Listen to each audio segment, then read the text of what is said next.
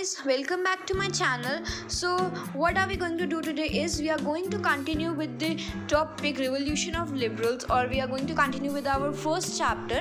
In our previous video we have studied about many topics, and one of them is 1830 economic depression in Europe. So what is the meaning of liberal meaning is elite middle class, जो पढ़े लिखे middle class थी, ठीक है. सो अब इसके अंदर क्या है, ऑन 18 मई 1848 जो सारी की सारी मिडिल क्लास थी, एलिट मिडिल क्लास थी, ये कहाँ पे इकट्ठी हुई? Frankfurt parliament. जो फ्रैंकफर्ट है हमारी एक सिटी है, ठीक है, जर्मनी में जो फ्रैंकफर्ट पार्लियामेंट में ये सारे के सारे इकट्ठे हुए मिडिल क्लास, ठीक है. और इन्होंने क्या डिसाइड किया कि ये लोग ऑल जर्मन नेशनल असेंबली को वोट देंगे, ऑल जर्मन नेशनल असेंबली को वोट देंगे. So and the interesting part is कि जो ऑल जर्मन नेशनल असेंबली थी ये किससे भरी हुई थी? इसमें कौन थे? हमारे मिडिल क्लास. फाइन. अब जो ये हमारे मिडिल क्लास थे, इन मिडिल क्लास वालों ने मिलकर फैसला किया, ये सारे फ्रैंकफर्ट पार्लियामेंट में इकट्ठे हुए और इन्होंने क्या डिसाइड किया कि ये लोग ऑल जर्मन नेशनल पार्टी को, ऑल जर्मन नेशनल असेंबली को वोट देंगे, ठीक है. अब जैसे हमारे आज भी होता है कि फॉर एग्जांपल हमारी कितनी पार्टीज़ हैं, बीजेपी, आम आदमी पार्टी, कांग्रेस, इन सबको भी आज भी ऑपोजिशन कहीं ना कहीं से तो फेस करना ही पड़ता है. सो सेम विद दिस, इसके साथ भी यही था. Similarly all German national assembly के साथ भी यही हुआ था. इन्होंने भी ऑपोजिशन फेस किया था मेजरली 3 जगहों से, ठीक है. अब हम पढ़ते हैं एक एक, वन बाय वन हम पढ़ेंगे कि कैसे कैसे कहाँ कहाँ इन्होंने ऑपोजिशन फेस किया, ठीक है. सबसे पहले प्रशिया के किंग जो थे फ्रेडरिक विलियम IV, इन्होंने क्या किया? अपनी क्राउनिंग सेरेमनी के दिन अपना क्राउन रिजेक्ट कर दिया. मतलब मैं सबसे पहले आपको बता दूं कि जो प्रशिया और ऑस्ट्रिया थे वो जर्मन कॉन्फेडरेशन के 2 मेन किंगडम्स थे, 2 सबसे बड़े किंगडम्स थे, ठीक है. इसीलिए जो किंग ऑफ प्रशिया को जो इन्होंने चुना गया था, इनको चूज़ किया गया था जर्मन नेशनल पार्टी को लीड करने के लिए, जर्मन नेशनल पार्टी का हेड बनने के लिए इन फ्रेडरिक विलियम IV को चुना गया था, जो कि किंग ऑफ प्रशिया थे. इनको चूज़ किया गया था, सेलेक्ट किया गया था, ठीक है. अब इन्होंने क्या किया? इन्होंने अपना क्राउन, जिस दिन इनको क्राउन पहनाया जाना था, क्राउनिंग इनकी जिस दिन क्राउनिंग सेरेमनी थी, इन्होंने क्या किया? उस दिन इस क्राउन को रिजेक्ट कर दिया. Now what is the reason? अब आपके मन में क्वेश्चन आएगा कि रीज़न क्या है, इन्होंने क्यों किया ऐसा? So the obvious reason is कि जो ये किंग थे, किंग का मतलब क्या होता है? Absolute powers.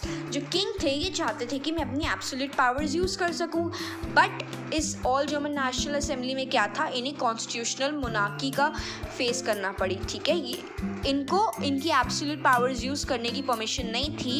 इनको according to constitutional monarchy work करना था. Now what is constitutional monarchy? मैं आपको अपनी प्रीवियस वीडियोस में बता चुकी हूँ, and if you haven't watched them go and watch them, because उनके बिना आपको ये चैप्टर नहीं समझ में आएगा.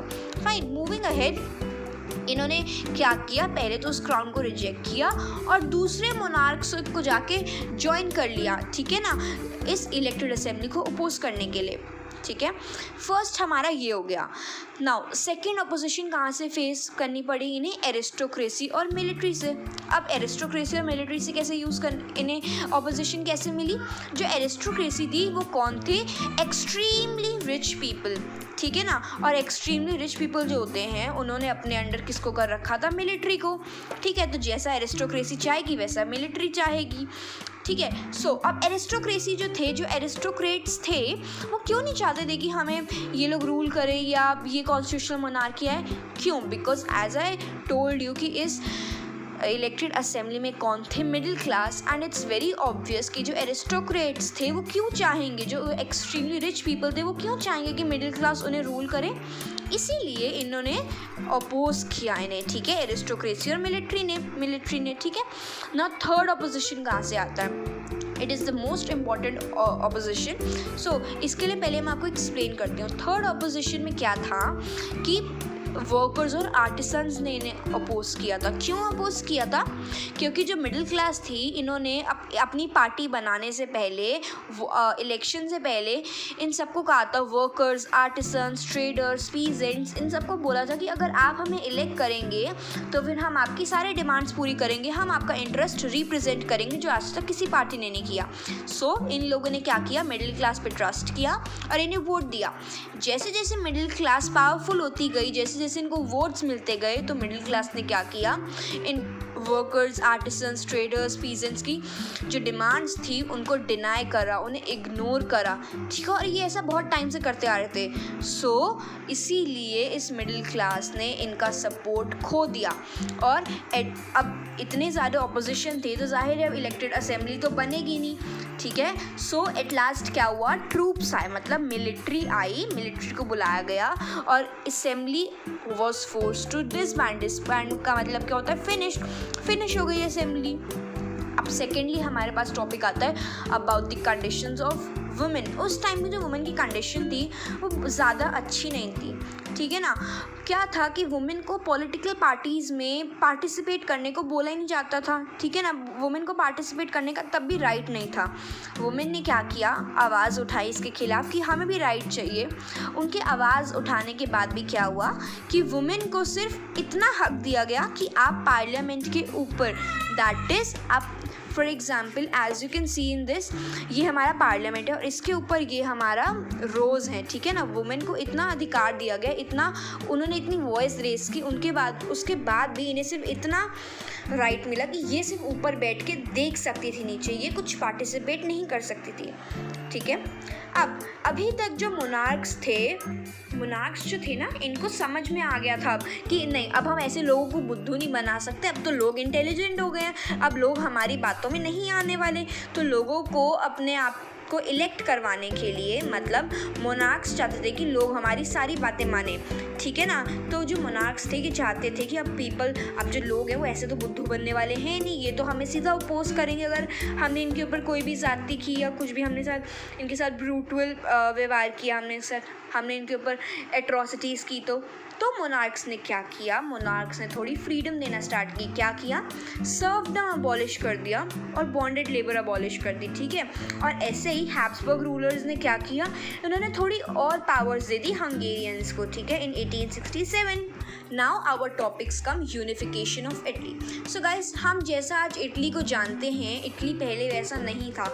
हम एक इटली नाम के कंट्री को जानते हैं, बट इटली जो जब पहले इटली कैसा था कि इटली के ना बहुत सारे 3 या 4 उसके रीजन्स थे, ठीक है। और वो जो तीनों चारों रीजन्स थे ना, वो अलग अलग लोगों के पास थे, अलग अलग एम्पायर्स के कंट्रोल में थे, बट एक्सेप्ट वन रीजन, ठीक है। वो वन रीजन कौन सा था, सार्डिनिया पीडमोंट का, ठीक है। सार्डिनिया पीडमोंट जो था वो इटालियन प्रिंसली हाउस था, मतलब ये जो सार्डिनिया पीडमोंट था एक यही ऐसा एरिया था इटली का जो कि इटली के पास था, और बाकी सारा जो इटली था वो और एम्पायर्स के हाथ में था। फॉर एग्जाम्पल, जो हमारा नॉर्दर्न इटली था वो किसके अंडर था, ऑस्ट्रेनियन हैब्सबर्ग के अंदर, ठीक है, ऑस्ट्रियन हैब्सबर्ग के अंडर में था।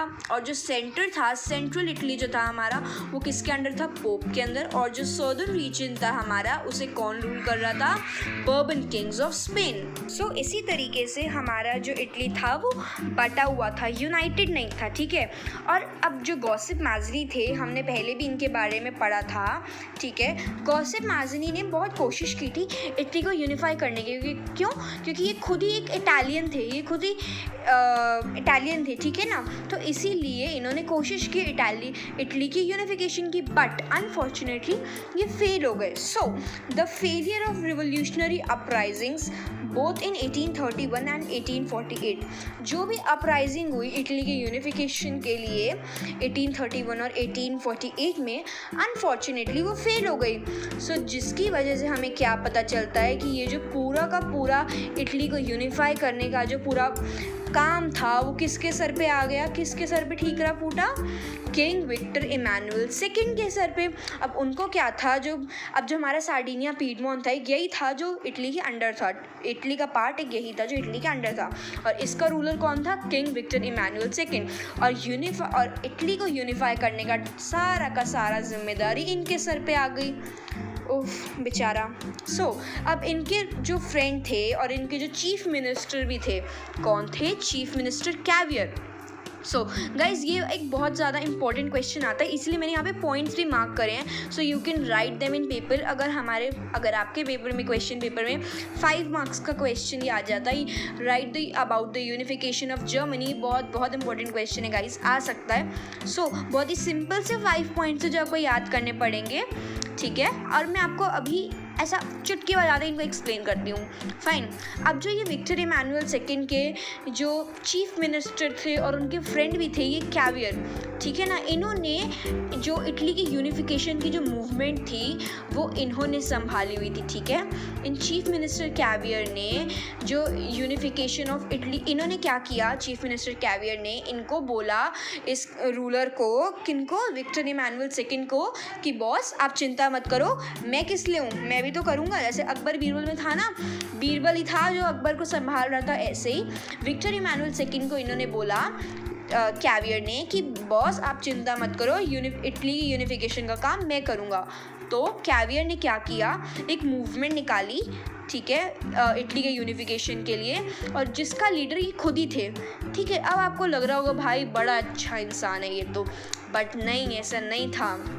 ये ना तो कोई रिवॉल्यूशनरी था, ना तो कोई डेमोक्रेटिक था, ठीक है ना।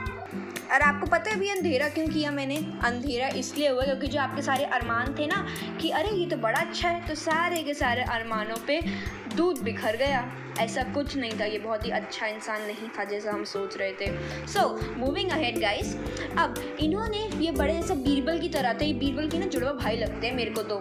जो इन्होंने क्या किया, ऐसी तिगड़म तोड़ाई अपने दिमाग में, इन्होंने क्या किया, टैक्टफुल डिप्लोमेट, बड़े तिगड़म से इन्होंने क्या किया है, इन्होंने एक पॉलिसी बनाई, या कह सकते हैं एक प्लान बनाया इन्होंने, कैवियर ने, जिसकी वजह से ये जो सार्डिनिया पीडमोंट था इसने क्या किया, ऑस्ट्रियन फोर्सेस को हरा दिया।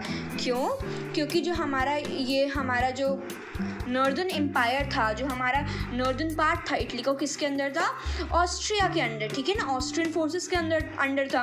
तो सार्डिनिया पीडमोंट ने क्या किया, इसने ऑस्ट्रियन फोर्सेस को 1859 में हराया और क्या किया, अब नॉर्दर्न इटली को अपने अंडर कर लिया, ठीक है ना। अब क्या हुआ, जो रेगुलर ट्रूप्स थे, जो रेगुलर मिलिट्री थी इस सार्डिनिया पीडमोंट के पास, इस रेगुलर मिलिट्री उनके पास ऑलरेडी थी, इस मिलिट्री के बावजूद, ये मिलिट्री तो थी, बट जैसे ही देखा गॉसिप गैरिबाल्डी ने कि अरे वाह, सार्डिनिया पीडमोंट ने तो ऑस्ट्रियन फोर्सेस को भी हरा दिया और नॉर्दर्न इटली अपने पास कर लिया, तो इस गॉसिप गैरिबाल्डी ने क्या डिसाइड किया कि जो उसके अंडर आर्मी थी वो भी ये मूवमेंट या ये जो फ्रे है उसको ज्वाइन करे, ठीक है।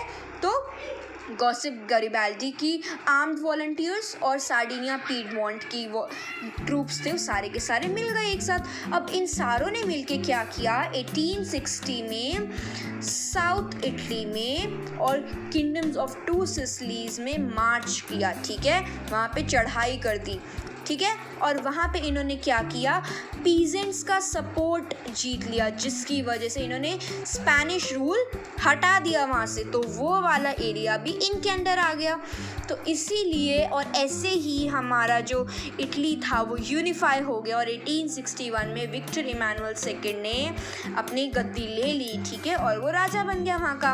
अब भाई राजा ने तो अपनी गद्दी ले ली, बट वहाँ के लोग इतने इलिटरेट थे, उन्हें पता ही नहीं था ला इटालिया क्या होता है, उनको लगा था किसी रानी का नाम है, बट नहीं, it was not the name of a queen. So हम बाकी का चैप्टर, दैट इज़ हमारा strange case of Britain and एलाग्री, दैट इज़ हमारा जो विजुअल रिप्रेजेंटेशन और हमारा नेशनलिज्म एंड इम्पीरियलिज्म पार्ट है, वो हम पढ़ेंगे नेक्स्ट क्लास में। Till then, stay tuned and please don't forget to subscribe my channel, and if you like this video, please give this video a big like and share it with your friends too. Bye bye guys, stay tuned.